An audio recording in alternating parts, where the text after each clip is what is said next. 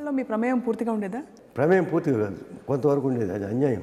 పూర్తిగా ఉండేదంటే ఎంతో కొంత ఉండేది కొంత. నాకు ఎందుకంటే ఫోక్ చాలా ఇష్టం. పెద్ద పెద్ద ఫోక్ బుక్స్ అన్ని కూడా చదువుకునేవాడిని. మొక్కజొన్న తోటలో ముసిరిన సీక అది అందులోదేగా చోట్ల అందులోదే. ఇది కూడా పాండవులు తొమ్మిదా పాండవులు.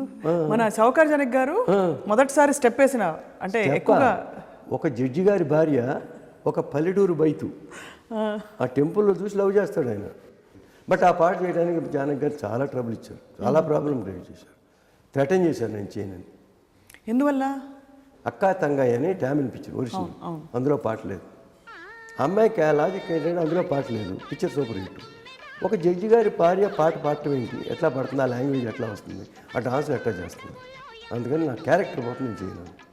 సార్ నాగేశ్వర సార్ చాలా చెప్పారు, లేదమ్మా వాళ్ళకి చాలా ఎక్స్పీరియన్స్ ఉంది, తెలుసు కొన్ని పాటలు ఇట్టగే మేమంతా ఎదురు తిరిగినా చేసిన హిట్ అయింది, చేయాలని బలవంతం చేశారు. సరే అందరూ బలవంతం చేసింది, చేయటమే మొదలెడితే పిచ్చిగా దంచేసేసింది అనమాట. నేను ఒక జడ్జి గారి భార్యని, పైగా అది శోభన గదిలో సన్నివేశం.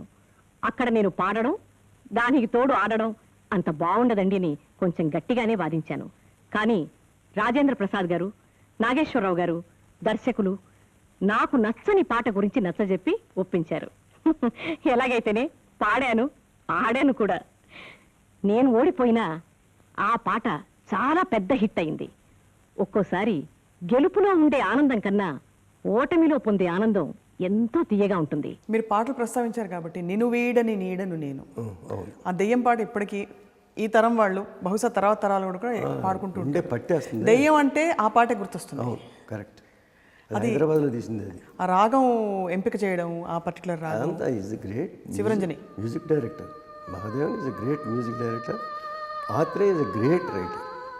వాళ్ళిద్దరూ ఆయన ఒక మాట రాశాడంటే తీసేయలేము, ఈయన ఒక ట్యూన్ చేశాడంటే కాదండి.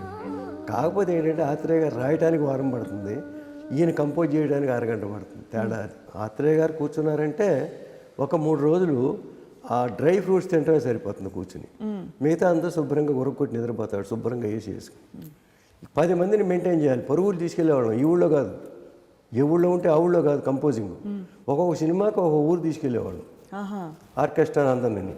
వీళ్ళందరూ రోజున కూర్చొని తింటే కడుపు కాలిపోతూ ఉండేది. ఈయన జీడిపప్పును బాదం పప్పు తింటే పడుకుంటుంటే వీళ్ళందరికీ భోజనాలు పెట్టి చేయటం చాలా బాధ అనిపించేది. ఈ బాధలో నుంచి వచ్చిందంటే దాదాపు డైవర్స్ లెవెల్కి వచ్చేసి ఆత్రేయ గారు ఇంతే ఈ పిక్చర్తో డబ్బంతా అయిపోతుంది. మీరేమో మాట రాయరు, వాళ్ళేమో తింటా కూర్చుంటున్నారు, ఎంజాయ్ చేస్తున్నారు సినిమాలకు వెళ్ళి. రేపు కనుక పార్టీ వాళ్ళు రాకపోతే నేను వెళ్ళిపోతామండి, ఇంకెవరితో రాసుకుంటాను.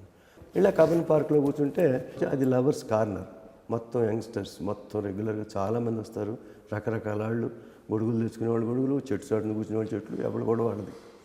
ఆ పరిస్థితిలో చిన్న చినుకులు పడుతుంది, చూస్తున్నాడు. పడతా అంటే వాళ్ళంతా ఇంకా they are more becoming closer. అట్లా చెప్పారంటే టప్ టప్ పెద్ద పెద్ద చినుకులు పడుతున్నాయి. అందరూ కావలసిన ఆ చెట్లు గిట్లు చాట్లు పారిపోయిన ఒకటి కనపట్ల. అప్పుడు ఆయనకు వచ్చింది, చెట్టపట్ట చినుకులు పడుతూ ఉంటే చెలికాడే సరసన ఉంటే చెట్టాపట్టగా చేతులు పట్టి చెట్టు నీడకై పరిగెడుతుంటే చెప్పలేని ఆ హాయి ఎంతో వెచ్చగా ఉంటుందో.